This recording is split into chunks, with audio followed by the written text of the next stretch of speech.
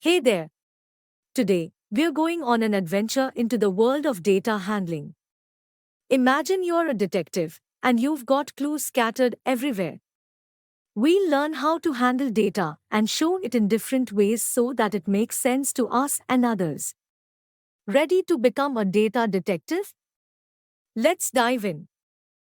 Data handling means to collect and present the data so that it can be used in further studies and to find some results. In this chapter, we will study data handling and its representation in various forms. In the world of data, there are three best friends who help us understand it better. Their names are mean, median, and mode. They are part of something called central tendency, which sounds fancy but is really just a way of finding a single value that shows us what's typical for a bunch of numbers. Let's get to know them better. The arithmetic mean, or as we like to call it, the mean, is the most commonly used representative value for a group of data. Imagine you and your friends have different numbers of candies. To make it fair, you decide to share, so everyone has the same amount. The mean helps you find out how many candies each person would get. You just add up all the candies and divide by the number of friends. It lies between the highest and the lowest value of data. To find mean, we divide the sum of all values by the number of values. Now, let's talk about the range. Imagine you're looking at the heights of the tallest and shortest trees in a forest. The range tells you how much taller the tallest tree is compared to the shortest one. You find it by subtracting the height of the shortest tree from the tallest. This helps us understand how spread out or close together things are in our data forest. Like, in this example, we have heights of trees as 5, 14, 29, 34, 59, 68. So the range would be highest number minus the lowest number, that is, 68 minus 5, which is 63.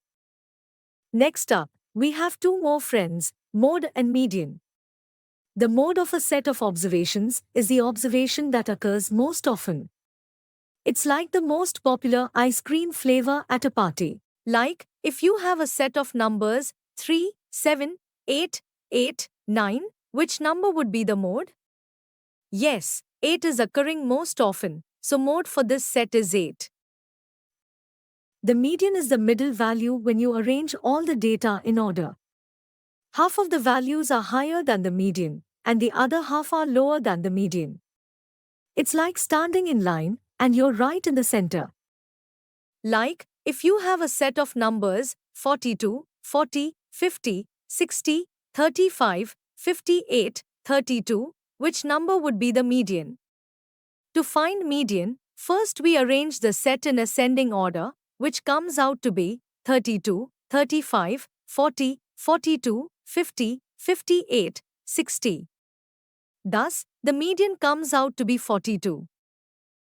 Imagine drawing with colorful bars to show how much you like different subjects at school.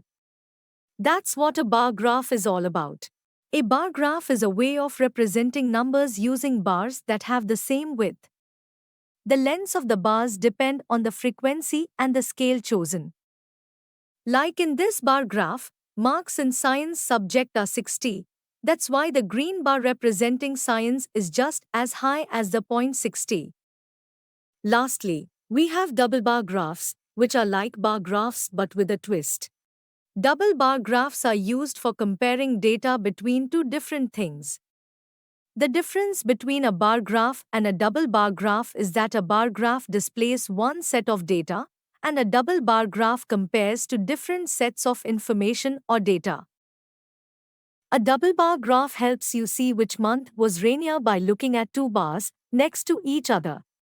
For each month, it's like having a mini competition on paper to see who wins July or August.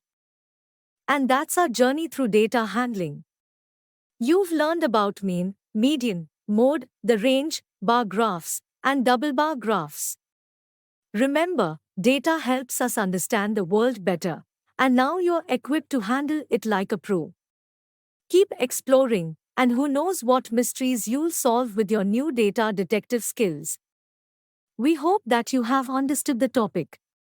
You can now study chapter notes, watch video lectures, and solve MCQ tests of this chapter on Eduref to ensure you score well in your school exams. And that's not all, you also get amazing courses for maths, science, English, Hindi, and much more for class 7. Thank you.